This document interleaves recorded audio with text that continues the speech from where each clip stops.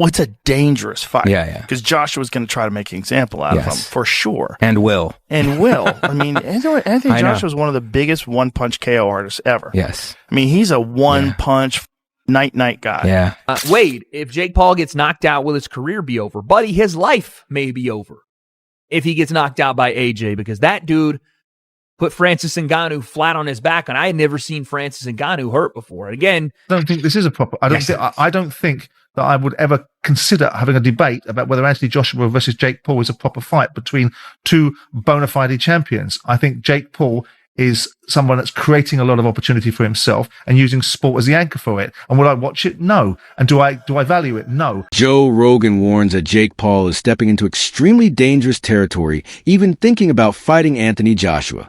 Rogan explains that Joshua is an Olympic gold medalist and one of the hardest hitters of this generation. He believes Joshua would likely try to make an example out of Jake to stop him from calling out elite champions just for payday hype. Rogan says the skill gap is so vast that this matchup could end brutally for Jake. If he beat Anthony Joshua, good Lord. I mean, that's a big if, right? I mean, Anthony Joshua, I do not think. Olympic gold medalist, former heavyweight champion of the world. What he did to Francis Ngannou, good Lord. Yes. Do you want that smoke? Yeah, I just think it's all about the promotion or whatever. I have no idea what the actual motivation is for that. Fight's not competitive at all. Well, it's a dangerous fight. Yeah. Because Joshua's going to try to make an example out of him, for sure. And will. I mean, Anthony Joshua is one of the biggest one-punch KO artists ever. Yes. I mean, he's a one... Yeah. Wade Plemons, host of the Wade Concept, issues a strong warning to Jake Paul, saying that facing Anthony Joshua could put Jake in serious physical danger. He notes that Jake weighs around 90 kilograms, while Joshua competes at about 111 kilograms, a massive difference in size, strength, and power. Plemons stresses that entertainment fights are one thing, but stepping in with a former heavyweight champion and Olympic gold medalist is something entirely different. He argues that if Joshua knocks Jake out, it could have long-term consequences, calling the idea not only a mismatch, but potentially life-changing. Plemons believes Jake's hunger for big-money fights is blinding him to the real risks involved. In making this fight, one, yes, that's the former heavyweight champ. Why is he fighting Jake Paul? And two, why is Jake Paul putting his health and well-being on the line? Because someone asked me on Twitter, Wade, if Jake Paul gets knocked out, will his career be over? Buddy, his life may be over if he gets knocked out by AJ, because that dude put Francis Ngannou flat on his back, and I had never seen Francis Ngannou hurt before. And again, it's boxing, not MMA. Jake has a little more experience, but we're talking about a massive size difference. AJ's still relatively young and still relatively got something left in the tank, and he's only fought the world-class guys for the last 10 years. This would be Jake's not only hardest fight, most dangerous fight of his career. If Jake is doing this, it could signal the last one. I'm not even joking. This could signal Jake being like, I'm having one more of these and I'm out. Because where do you go from Anthony Joshua? We'll get into that part in a second, but the Netflix thing. We know that Anthony Joshua is an exclusive fighter to DAZN. Eddie Hearn has stated that multiple times. AJ, I'm pretty sure, even has a piece of DAZN. I could be wrong about that, but he signed a mega deal years ago with them. So for this fight to take place on Netflix would mean DAZN would say, you can have one of our biggest cash draws, and I may be in a revenue share thing, or maybe Netflix pays them some money, but you can have our biggest cash draw, and we don't have an affiliation with it. That seems a bit unrealistic. But having said that, this isn't a report from anybody in the camp. This is not MVP saying it. This is not Eddie Hearn saying it. This is Mike Coppinger, who I guess has talked to people in the camp, but an independent source saying that they are finalizing a deal. Not that they're in talks. They are finalizing a deal. So this is, again, we're talking 1 yard line, first and goal. Boxing Kingdom reported on X that Jake Paul versus Anthony Joshua is currently being negotiated as a full professional boxing match under official Queensberry rules. This means real judges, official scoring, sanctioned referees, and no exhibition limitations, a legitimate high-stakes bout. Rumors suggest the fight is being targeted for December, but Eddie Hearn, Joshua's longtime promoter, says the information is premature and that no contract had been signed. However, Ariel Helwani points out that when rumors build this much momentum, it usually indicates something real is happening behind closed doors. Helwani believes that despite Hearn's caution, the fight could come together either late this year or early next year. sooner than many expected. And Jake Paul are finalizing a deal for a heavyweight fight on Netflix in December in Miami. Sources tell Ring Magazine Paul steps up massively to fight the former heavyweight champion after his exhibition with Gervonta Davis was canceled. Major props to Paul. So there you have it. In the midst of all this, I did reach out to Eddie Hearn, as did Gareth, and he said, "We have spoken, but nothing close, and I doubt he would be so crazy." He being Jake. I then asked him, "Would you say this report is premature?" He said, "Absolutely." And then I said, "Can I attribute this to you?" And he said, "Yes." And so what do we make of this, guys? Do we think there's smoke to this fire? PT, what do you think? You think this is something that could actually happen? This would be within the next month, right? This would be sometime between now and probably December 19th or so, in that time frame. What do you think? I think it's a huge fight. You know, I didn't expect this at all. Usually when Jake is in a fight, the odds feel like they're stacked very much in his favor. This is the complete opposite of that. I'd very much agree with Gareth A. Davies' take, which was I'd expect Joshua to obliterate him in a boxing match. I mean, look what Anthony Joshua did to Francis Ngannou before that Dubois fight. Like, I mean, it was a completely different affair than the Tyson Fury fight. I think, having heard Eddie Hearn's update and having looked at that tweet again, it feels like boxing's equivalent to the old in the works reporting that we used to see in MMA an awful lot, right? Like when we weren't quite sure, maybe one side had verified that this fight is happening, but you can't get the other side to commit, and it's in the works. It's a huge fight. The one thing I will say is, why would you want that out there? Why would the Ring report this? Why would someone give them that information if it wasn't going to happen? Now, because everything else pales in comparison to this, as far as I'm concerned. Every other fight that they had perspective or potential, I don't think it's as big as Anthony Joshua. So I don't know. This isn't a ring fight, right? This isn't a ring fight. Anthony Joshua is tied to DAZN. Anthony Joshua has a relationship with Turki Al-Sheikh in Riyadh season. The Ring is MMA Fighting shared Leon Edwards' reaction to the rising buzz about Jake Paul versus Anthony Joshua. Edwards said that if Joshua doesn't knock Jake out in the first or second round, then something must be off. His comment highlights the massive gap in experience, power, and overall capability between the two fighters.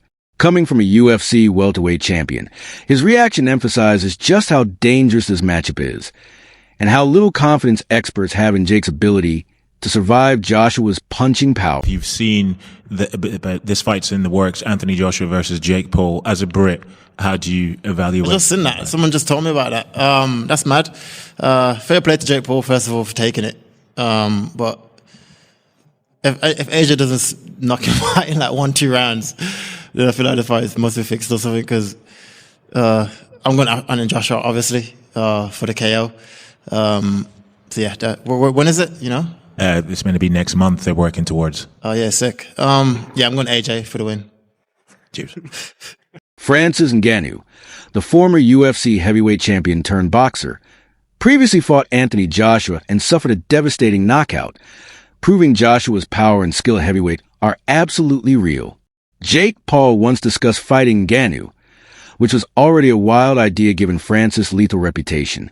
But now the conversation has shifted to Joshua, a fighter who not only knocked out Ngannou, but has consistently shown elite speed, size, and technique. Jake is now chasing a man who beat someone as dangerous as Ngannou, an enormous gamble with huge upside and even greater risk.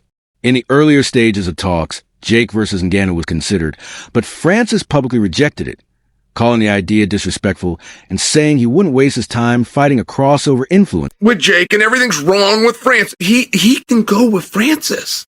So now all of a sudden you start satisfying both ends of this. Okay. So when that falls through, the rumor is that Francis and Jake are still in talks. Even though Francis did not come through on the event he was offered and the date he was offered, MVP and Netflix may be willing to reschedule everything and still make him part of it. And Francis' big statement was just, hey, this doesn't make sense. It's not what I'm looking for. Doesn't make sense. Okay. That's not my business. I can't be mad at Francis for that. That just cost Francis a once-in-a-lifetime opportunity. That just cost Francis life changing money. I can't be, if I'm mad at Francis, then I got my way. He cut off his nose to spite his face. I can't be mad at him. He's already been punished. What good does it do me to be mad at him? All right. Well, then you bring in Joshua, and Joshua shows you how it's done. Right? Joshua and Francis are not remarkably comparable. I mean, not only did they box, they're not remarkably comparable, but in the world of boxing and just the accomplishments, I mean, you take Joshua Benson, Olympic finalist, for goodness sakes, right? Just like lifelong, very well known. Multiple generations of boxing ties. You know, go all the way back to Klitschko. Go all the way back. You couldn't go before Klitschko was there first, but you go all the way back to Klitschko. Anything that has ever happened in the sport of boxing says you can tie Joshua to, and he's a professional and above everything else,